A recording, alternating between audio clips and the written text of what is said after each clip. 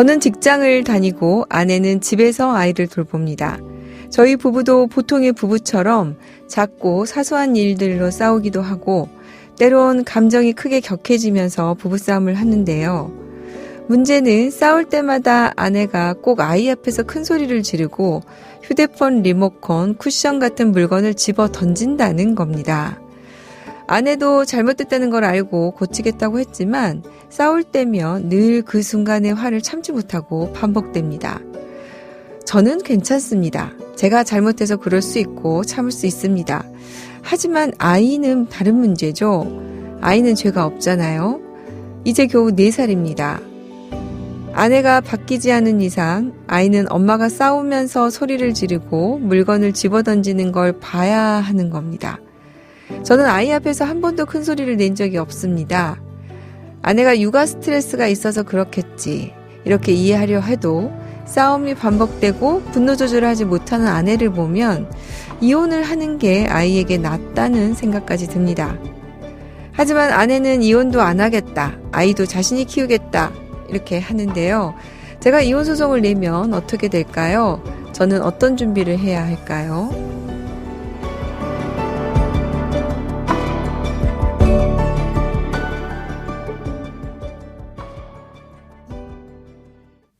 네, 오늘 상담 우리 안미연 변호사님이 어떤 현명한 답을 해주실지 무지 기대가 되는데요.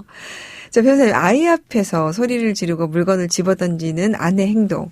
이거 정말로 문제 있죠, 그죠? 가정폭력이고 아이에 대한 정서적 학대로 봐야 되는 거는 맞는 것 같은데요.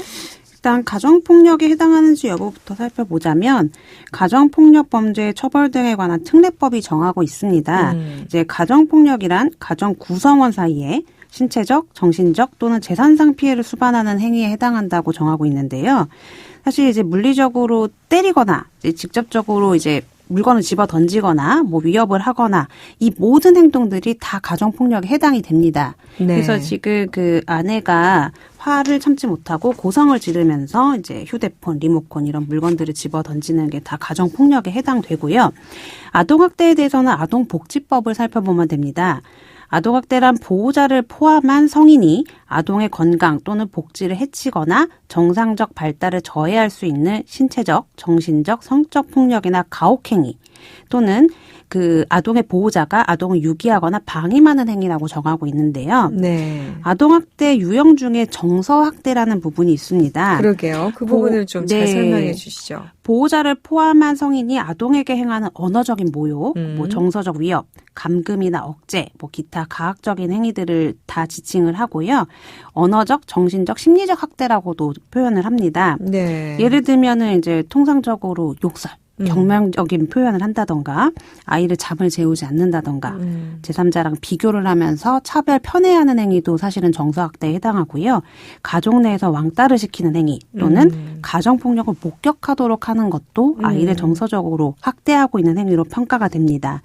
근데 지금 사연을 보면 자녀의 앞에서도 화를 이기지 못하고 이제 크게 소리를 지르시고 물건을 집어던지는 행위를 여러 차례 반복을 해오셨다고 했는데 이 부분은 엄연히 아동복지법에서 정하고 있는 아동학대에 해당합니다. 부부싸움 과정에서 이런 일이 벌어지면 안 되는데 이런 아내의 행동 이혼 사유로 일단 인정이 될 수 있을까요? 일단 민법 제840조 3호 사유와 6호 사유 해당 여부가 좀 살펴볼 만한데요. 네. 3호 사유는 그 배우자로부터 심히 부당한 대우를 받았을 때라고 해서 재판상 이혼사로 정하고 있습니다. 이 판례는 배우자로부터 심히 부당한 대우를 받았을 때라고 하는 것은 혼인의 지속을 강요하는 것이 참으로 가혹하다고 여겨질 정도의 폭행이나 학대 또는 모욕을 받은 경우라고 판시하고 있는데요. 그 혼인관계의 지속을 강요하는 게 가혹하다고 여겨질 정도인가? 이 부분은 재반 사정을 고려해서 구체적으로 판단을 하고 있는데 사회 일반관념과 더불어서 당사자 개인이 당시에 느꼈을 감정이나 의사 등도 고려를 하고 있습니다. 부부관계에 있어서 폭력의 행사는 당연히 어떠한 경우에도 정당화될 수가 없지만 폭력이 있었다 하더라도 법원은 여러 가지 재반 사정을 고려해서 민법 제840조 3호에 정한 재판상 이유에 해당하는지를 판단하고 있는데 꽤 엄격합니다, 기준이. 네. 예. 이렇게 비슷한 사례에서 법원의 판단이 어땠는지 좀 궁금하군요. 부당한 대우를 인정을 해서 그 재판상 이혼을 시켜줬던 사례를 살펴보면 일단 결혼 전 사귀었던 애인을 못 잊어가지고 결혼한 배우자를 한 7년간 학대를 하고 네. 이유 없이 욕설과 폭행을 일삼아 오다가 결국 배우자로 하여금 한 10여일간 병원에 입원할 정도로 예, 상해를 입혔던 그 사건은 당연히 부당한 대우를 인정을 해줬었고요. 미성년 자녀 앞에서 극악한 내용의 욕설을 하고 술에 취해서 이제 폭력을 행사하고 미성년 자녀들이 그 장면을 고스란히 노출이 됐었거든요. 네. 근데 그 사건은 굉장히 심각했던 게 의사로부터 아버지 이런 가해하는 아버지로부터의 격리가 필요하다는 소견까지 나온 상황이어서 네. 이 경우에도 그 배우자의 부당한 대우로 해서 이혼하는 것을 인용을 했습니다. 그러면 반대로 폭행이 있었는데 이혼 사유로 인정되지 않는 경우도 있었습니까? 일단은 가정 불화 와중에서 서로 이제 싸우면 감정이 격해지니까 그 과정에서 이제 몇 차례 뭐 투닥투닥 하는 부분도 있고 모욕적인 언사가 있을 수 있는데 그게 비교적 경미하다면 부당한 대우까지는 해당하지 않는다라는 게 법원의 기본적인 입장입니다. 재미있는 판결을 찾아봤는데요. 네. 남편이 이제 아내가 부당한 대우를 했다라고 해서 이혼 청구를 했던 사연이었는데 네. 알고 보니까 그 이유가 남편이 술집에 출입을 하고 집에도 늦게 들어오고 생활비도 지급을 하지 않아서 그걸 계기로 싸우던 중에 이제 아내가 남편을 화를 못 이기고 폭행했던 예인데요. 네. 그 대법원은 그 원인이 남편으로서 의무를 다하지 못한 데서 나온 점이라는 거를 좀 지적을 하면서 이때는 그 아내가 남편을 폭행한 사실만으로도 사실 2심 재판부는 이혼을 인용을 했었는데 아내가 부당한 대우를 했다고 보지 않고 이혼 청구를 다시 기각을 시키는 그래요? 네, 그런 결론을 내렸었습니다. 그럼 이 사연을 보면은 어떨까요?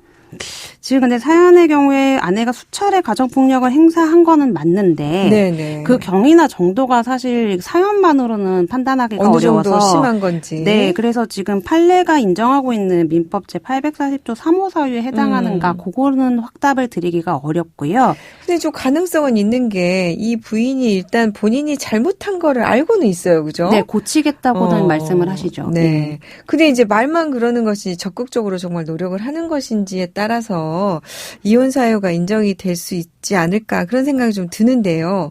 만약에 질문 주신 게 이혼 소송을 내면 양육자로서 어떻게 될까 하는 부분이 좀 궁금하신 것 같아요. 어떨까요? 친권자 양육자를 누구로 정하느냐의 기준은 무조건 자녀의 복리입니다. 네. 그래서 법원은 아이의 의사, 그리고 나이, 그리고 부모의 재산 상황 등 여러 가지 사정을 고려해서 친권자 및 양육자를 지정하고 있는데요.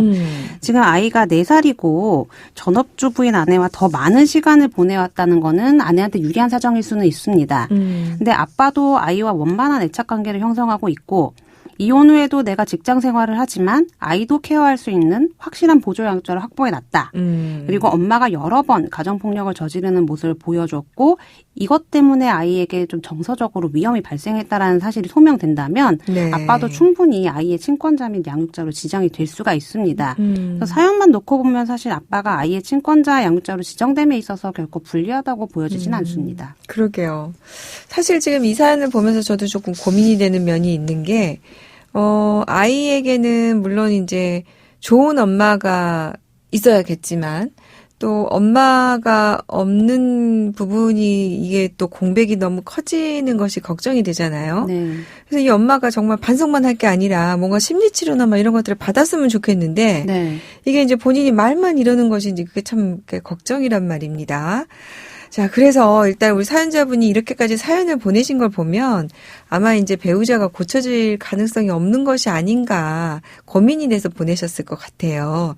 자, 이러면은 이혼을 생각한다면 어떤 준비를 하는 것이 좋을까요? 일단은 폭행에 대한 부분의 증거를 모으는 게 가장 중요하겠죠. 일단 상대방이 물건을 집어 던진 현장의 사진을 촬영을 해두던가, 네. 아니면은 뭐 싸움 당시 상황을 이제 본인이 녹음하는 그런 정도의 자료 준비는 필요해 보이고, 아내가 이제 흥분을 하면 남편이 만류하는 과정에서 몸싸움이 벌어질 가능성도 있어요. 그래서 네. 갈등 상황이 발생하면 아내와 함께 아이를 데리고 아내로부터 분리된 상태에서 차라리 빨리 경찰 신고를 하시는 게 훨씬 더 낫습니다. 네. 그리고 내가 만약에 상대방이 집어던진 물건에 맞아서 상처를 입거나 한다면 상처 사진만 찍어둘 부분이 아니라 병원에 직접적으로 좀 내원해서 적극적으로 치료를 받으셔야 될 것 같고요. 네. 아이에 대한 상담도 함께 진행을 해주셔서 아이가 지금 계속 가정폭력에 노출되어 온 상황이거든요. 그래서 아이의 정서 회복 측면에서라도 좀 아이 상담을 진행을 하시고 아이 심리 상태 체크하고 돌보는 과정에서 아빠랑 아이의 애착 관계도 더 끈끈해질 거거든요. 네. 그러한 사정이 당연히 이혼 소송에서 친권자 양육자 지정을 할 때 아빠한테 유리하게 작용할 거니까 아이 상담하는 부분은 좀 적극적으로 진행하셨으면 좋겠습니다. 네, 우리 안미연 변호사님 말씀이 좀 도움이 되셨으면 좋겠습니다. 안 변호사님 오늘 또 감사합니다. 네, 감사합니다.